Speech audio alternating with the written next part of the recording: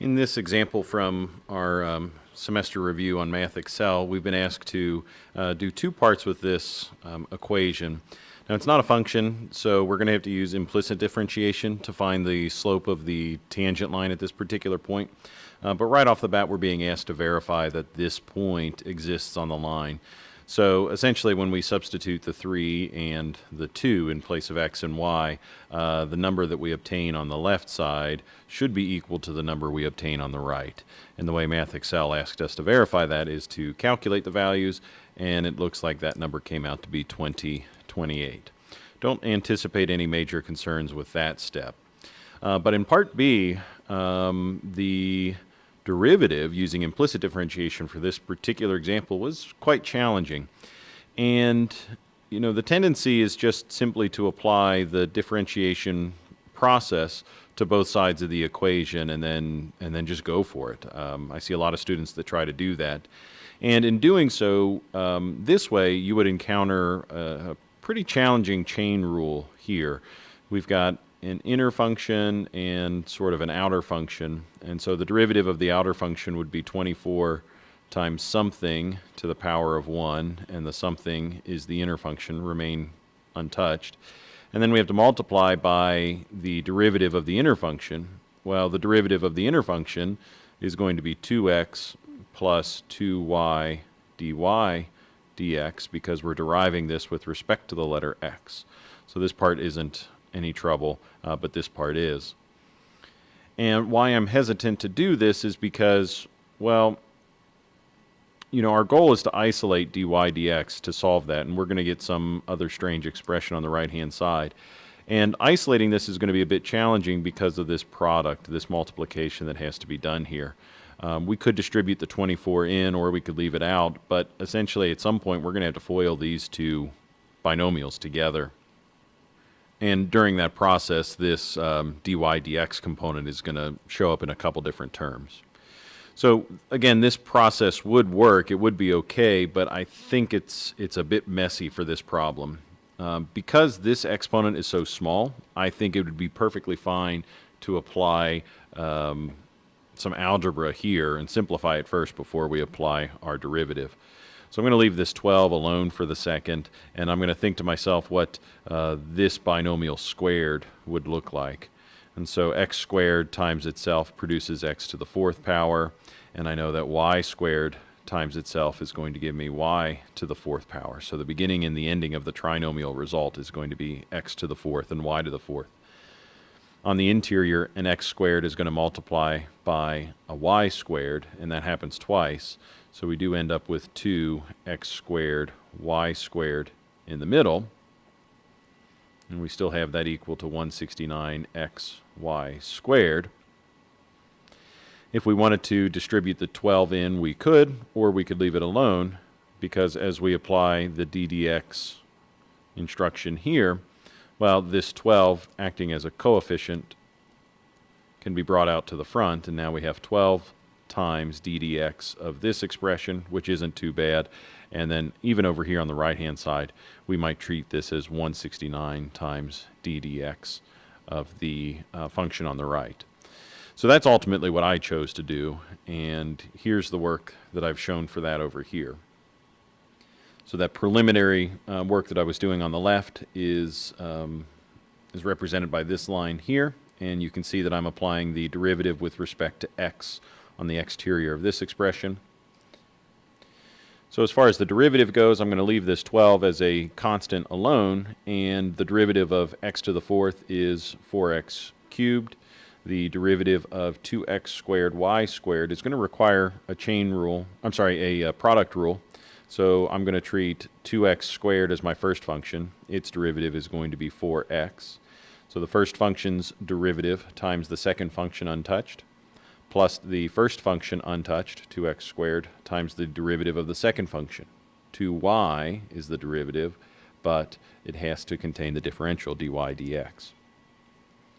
For this last term, the derivative of y to the 4th becomes 4y cubed, of course with the differential dy dx included. On the right-hand side, I ignored the 169 as a constant at first, and then I used the product rule for the derivative here as well. So the derivative of x is 1. So the derivative of the first function times the second function is y squared, plus the first function x times the derivative of the second function, so 2y dy dx. From there, the calculus is pretty much finished, believe it or not. Our calculus work at that point is done, and from here on out, I'm just going to distribute.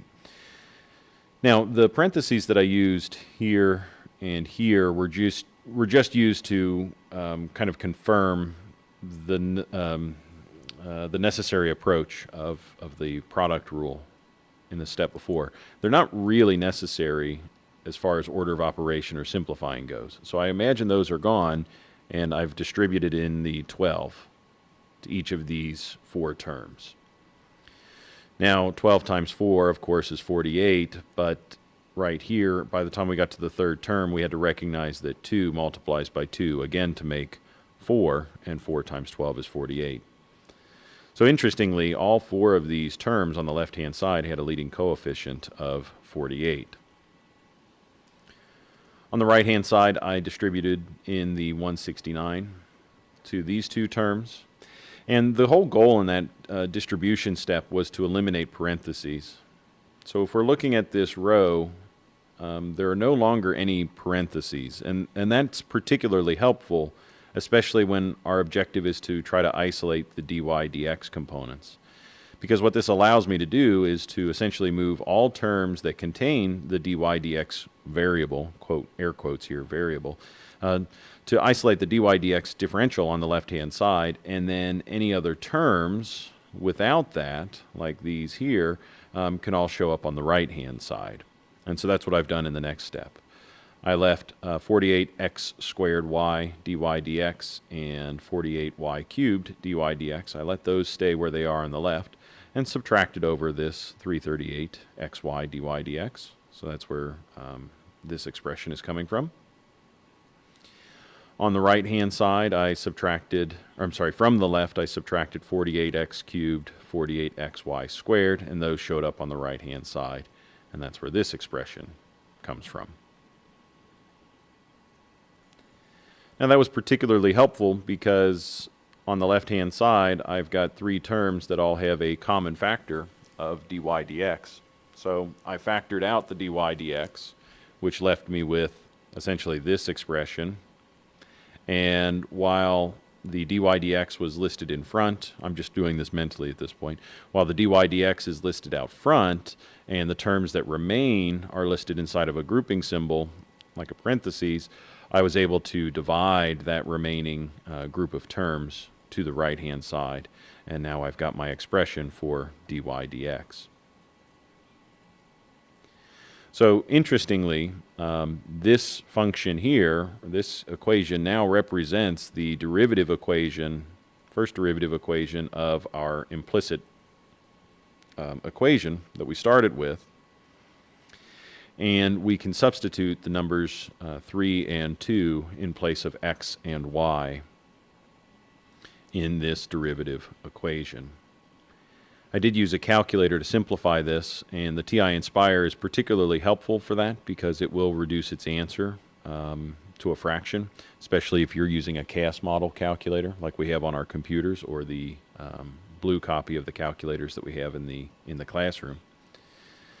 But when I substituted 3 and 2, which we had already verified as a point on the equation, a point on the graph, when I substituted 3 and 2, I got a result of 23/15, and we have to remind ourselves that that 23/15 represents the slope at this point. So now that we know the slope and the location of x and y on the graph, we can substitute those components into a point-slope formula, simplify, and obtain the slope-intercept form of the equation. Now, this solution does match the suggested answer on MathXL, and I was able to confirm this as well with a graph on Desmos. Now, Desmos, of course, is not going to be permitted on the exam itself, but while you're practicing, this is a good way to verify and really see how these components are all working together. So the graph in MathXL had a slightly different scaling, so it may look a little bit more like this. But by the time we graph that function, which can be done in Desmos pretty easily. I just wrote the equation and the graph appeared. But by the time we take a look at the graph, as well as the data point and the equation of the suspected tangent line, I think that's enough to convince ourselves that indeed this would be the appropriate equation of the tangent line through this particular coordinate. So I hope that that helps a little bit. Clearly, the computation for the implicit differentiation, that was the challenging part for this one. But once we got our slope, then utilizing point-slope formula was all that was needed to establish our linear equation. Thanks for watching.